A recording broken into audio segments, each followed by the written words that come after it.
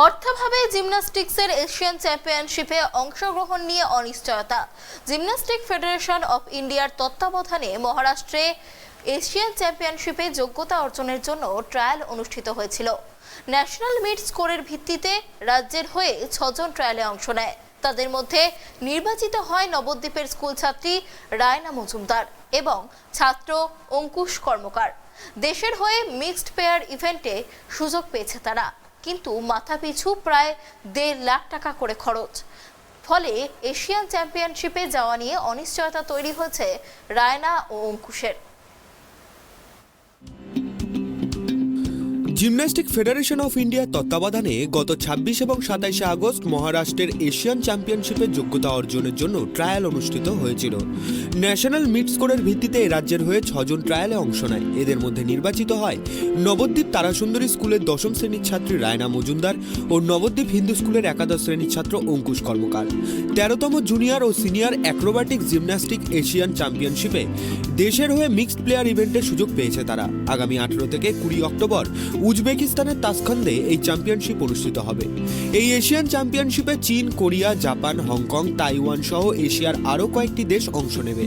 আগামী 15 অক্টোবর এই দুই প্রতিযোগী রওনা হওয়ার কথা, কিন্তু এই প্রতিযোগিতায় অংশ নিতে গেলে যাতায়াত সহ বিভিন্নভাবে মাথাপিছু প্রায় 1.5 লক্ষ টাকা করে খরচ হবে। রায়না এবং অঙ্কুশ প্রত্যেকেরই পরিবার আর্থিকভাবে দুর্বল। অর্থ জোগাড় করা নিয়ে চিন্তায় রয়েছে দুই পরিবারের অভিভাবকরা। তাই শেষ পর্যন্ত এই দুই প্রতিযোগী অংশগ্রহণ করতে পারবে কিনা সেই প্রশ্নই ঝুলে রয়েছে। তবে অর্থ সংগ্রহের চিন্তা মাথায় থাকলেও প্র্যাকটিস থেমে নেই। রায়নার মা নন্দিতা মজুমদার রাহা জানিয়েছেন 10 সেপ্টেম্বর থেকে 17 সেপ্টেম্বর পর্যন্ত মহীশূরে ক্যাম্প চলবে, কিন্তু পরিবারের আর্থিক অবস্থা ভালো নয়। একদিকে রায়নার বাবা সিকিউরিটি গার্ডের কাজ করেন, অন্যদিকে অঙ্কুশের বাবা সেলাই মেশিন সারানোর কাজ করেন। এই কম্পিটিশনে গেলে মাথাপিছু এক একজনের 1.5 লক্ষ টাকা করে প্রয়োজন। যদি কেউ সাহায্যের হাত বাড়িয়ে দেন ভালো হয়। ইতিমধ্যেই পশ্চিমবঙ্গ সরকারের ক্রীড়ামন্ত্রীর দপ্তরে আবেদন করা হয়েছে বলে জানিয়েছেন তারা। পরিবারের আবেদন সরকারিভাবেও যদি কোনো সাহায্য পাওয়া যায় তাহলে হয়তো ওরা যেতে পারবে। আগামী মাসে তোমরা কোথায় খেলতে যাচ্ছ? উজবেকিস্তানের তাসখান্দে। কি খেলা ওটা?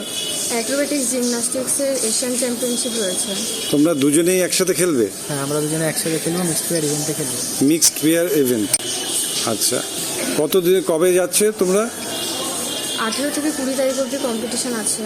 যাওয়ার পথে প্রায় এক একজনের 1.5 লাখ টাকা করে মতো খরচা পড়ছে। আচ্ছা, ওটা আমাদের 3 লাখ টাকা করে খরচা পড়বে। এবার সরকার যদি আমাদের পাশে থাকে তাহলে আমরা ভালোভাবে যেতে পারবো, ঠিক মতো খেলতে পারবো দেশের হয়ে। তোমার বাবা কি করেন? আমার বাবা সেলাই মেশিন ঠিক করে। তুমিও সরকারের কাছে সেই আবেদনই রাখছো? হ্যাঁ, আমিও সরকারের কাছে সেই আবেদনই রাখছি যেন আমরা সরকারের থেকে কিছু সাহায্য পাই। তোমরা আমরা ক্রীড়ামন্ত্রীর কাছে একটি দরখাস্ত জমা দিয়েছি।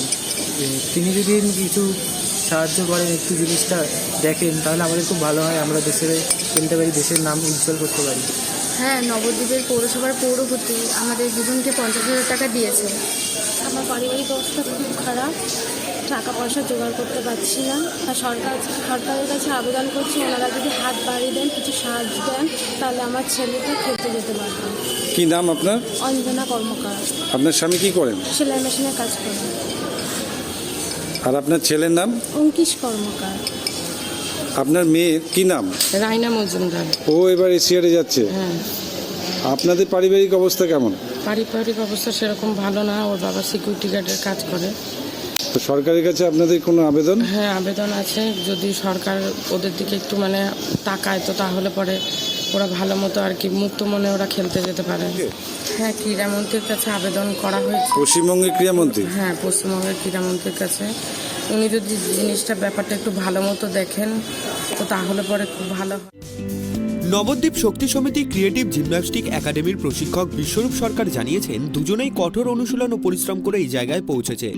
এশিয়ান চ্যাম্পিয়নশিপে যেতে গেলে প্রচুর অর্থের প্রয়োজন। সরকার যদি সাহায্য করে তাহলেই ওরা যেতে পারবে এবং রাজ্য তথা দেশের নাম উজ্জ্বল করবে। সমস্যা বলতে আমাদের জিমন্যাস্টিক্সের জন্য তো অত টাকা, অত ইকুইপমেন্ট সরকার থেকে দেওয়া হয় না। তো ওদের এখন ইন্টারন্যাশনাল খেলতে গেলে যেটা মেন সমস্যা হয়েছে, পার প্লেয়ার 1.5 লক্ষ টাকা করে দরকার।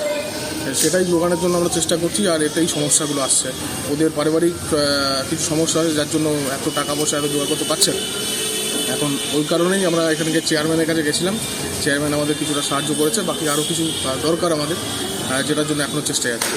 আর সরকারের কাছে আমরা ক্রীড়ামন্ত্রীর কাছে আমরা আবেদন একটা করেছি, যাতে ওদের এই টাকা পয়সার যেটা সমস্যা আছে সেটা যাতে তাড়াতাড়ি মিটে যায়। আমরা ওনার কাছে রিকোয়েস্ট করবো যাতে এই বিষয়টা নিয়ে দেখেন, আর যাতে বাচ্চাগুলো খেলতে যেতে পারে তার একটা ব্যবস্থা করে দিতে। আগামীতে নবদ্বীপ তথা পশ্চিমবঙ্গ এবং ভারতের নাম এরা উজ্জ্বল করবে এই আশা রাখছি। ইতিমধ্যেই নবদ্বীপ পৌরসভার পৌরপতি এদের পাশে দাঁড়িয়েছেন। পৌরসভার পক্ষ থেকে দুই প্রতিযোগীকে মোট 50,000 টাকা প্রদান করা হয়েছে বলে সূত্রের খবর। দুই প্রতিযোগীর পরিবার আশাবাদী শেষ পর্যন্ত মুখ্যমন্ত্রী এ ব্যাপারে প্রয়োজনীয় পদক্ষেপ গ্রহণ করে এশিয়ান চ্যাম্পিয়নশিপে অংশগ্রহণ করার সুযোগ করে দেবেন তাদের সন্তানদের।